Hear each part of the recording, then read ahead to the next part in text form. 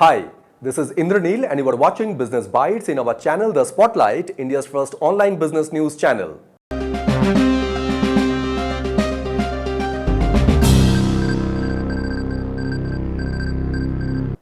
In today's Business Bites, first news we have Rapido now in food delivery business and fixed delivery fee of 25 rupees under rupees 400 of order value. Second news we have Japanese group Mizuho to acquire investment bank Avendus Capital from KKR at $700 million and will mark their biggest investment in India. Third news we have US-based infertility treatment leader RVI RMA Global is set to acquire ART fertility clinics for $400 to $450 million. Fourth news we have auto sector of India now seeks government support in expediting approval from China to import rare earth magnets. And fifth news we have SATCOM permit to Starlink may force the company to share information, particularly for the northeast region of India. In first news, Rapido now in food delivery business and fixed delivery fee of 25 rupees under rupees 400 of order value. Ride-hailing app Rapido has finalized their online food delivery partnership cost and terms with the restaurant at nearly half the commissions from presently operating rivals Swiggy and Zomato.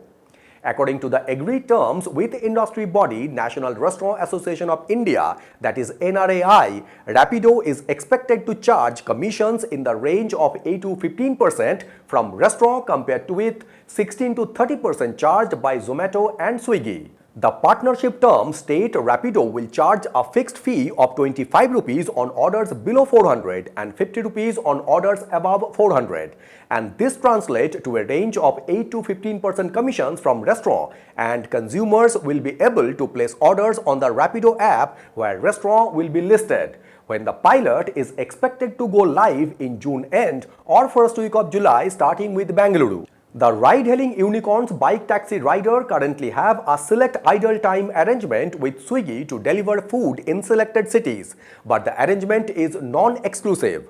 The NRAI, that is National Restaurant Association of India, which represents over 5 lakh restaurants, had initiated a similar partnership with the government-backed WNDC in January, but the terms are traction.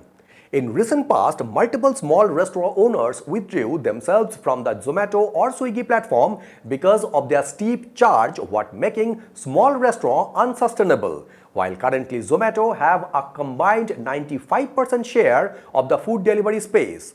In second news, Japanese group Mizuho to acquire investment bank Avendus Capital from KKR at $700 million and will mark their biggest investment in India.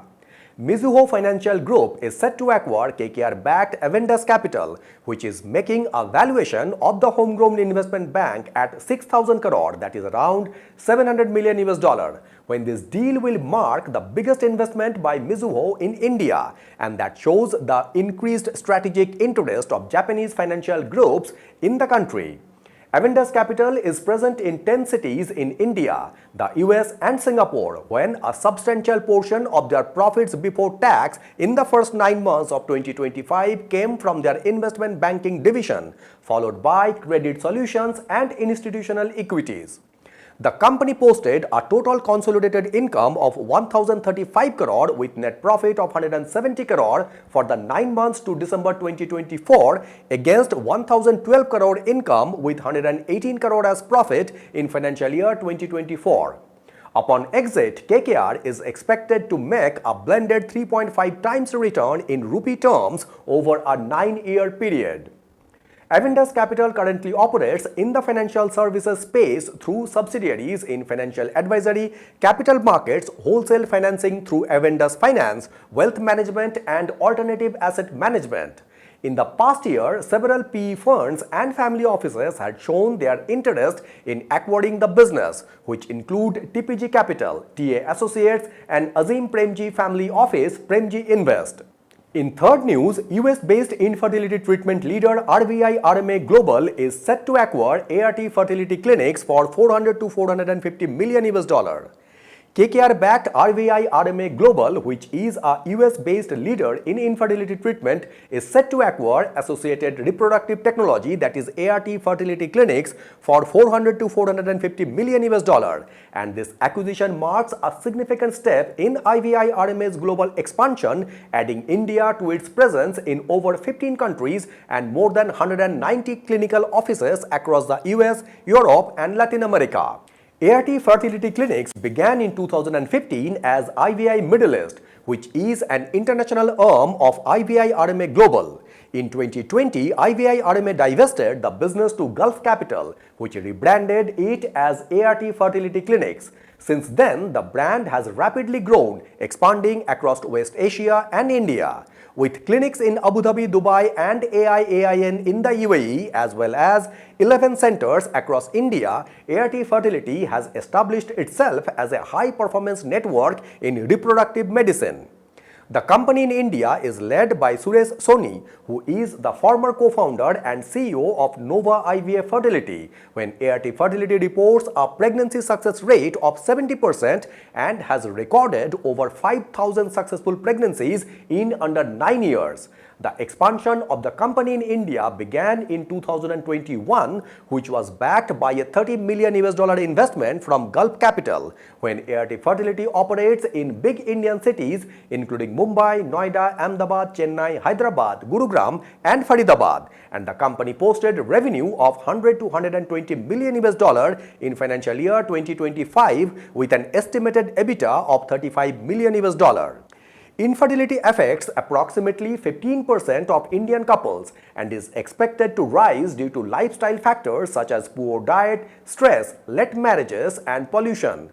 So India is rapidly emerging as one of the world's fastest growing markets for associated reproductive technology, that is ART. However, the sector has scope for expansion at 210 IVF cycles per million people, compared with 1,200 in the US and over 2,000 in Europe. India sees around 3 lakh IVF cycles annually, which is expected to grow to 5 lakh to 6 lakh cycles by 2030, when about 30% of the market is controlled by 10 to 15 organized players, while the remaining is fragmented among smaller, unorganized clinics. In fourth news, auto sector of India now seeks government support in expediting approval from China to import rare earth magnets. The automobile industry of India has sought government support in expediting approvals from the Chinese government for importing rare earth magnets used in various applications including passenger cars. As per the industry sources, various domestic suppliers have already sought approval from the Chinese government through their local vendors in China. However, no approvals have been granted so far. China controls over 90% of global processing capacity for the magnets used across multiple sectors including automobiles, home appliances, and clean energy. When the Chinese government has put restrictions with effect from April 4, mandating special export licenses for 7 rare earth elements and related magnets. In Japan, Suzuki Motor has already suspended production of its Swift car because of China's curb, when for India last week, China has asked for an end-user certificate endorsed by the Indian government and approved by the Chinese government. The shortage is a major supply chain disruption, especially for EVs, as rare earth metals are used extensively in the electric motor, which is a core component. Rare earth magnets have high magnetic energy storage capacity with low coercivity at high operating temperatures. This has been an R&D topic for the industry for a long time, but till now other magnetic materials have not seen large-scale commercial usage in applications like EV.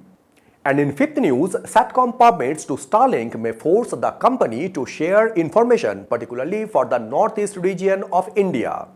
Elon Musk's Starlink SATCOM permit from the Indian government will make it mandatory for the company to share information including details of users or owners of satellite kits seized in the country, particularly in the northeast region in the past few months, when information the US company Starlink was unwilling to share earlier. India's security agencies have pointed out the misuse of Starlink devices in Indian territory, especially in the border areas. But the Musk company hasn't been cooperating in sharing details of those devices. When Starlink asked the security agencies to put their request either via the US law enforcement or international protocols, this had forced the Ministry of Home Affairs to write to the Department of Telecommunications in March to investigate the matter. As a SATCOM license has been given to Starlink now, it will have no choice but to share those details, else the company could be issued a show cause notice and even face revocation of license. According to experts, the situation may become more complicated as Bhutan and Bangladesh are now commercially offering Starlink services and the terminals may be smuggled into Indian territory as geofencing, the exact location of the international border, will have limitations. Security is topmost priority when it comes to SATCOM, and so far, none of three licensee Bharti Group-backed Eutelsat OneWeb, Reliance Jio SES and Starlink have got security clearances. So these were the top 5 business newses from Business Bytes in our channel The Spotlight, India's first online business news channel. I would like to request you to please subscribe this channel so that you can have all the updates from our end. Thank you very much for watching Business Bytes and signing it off.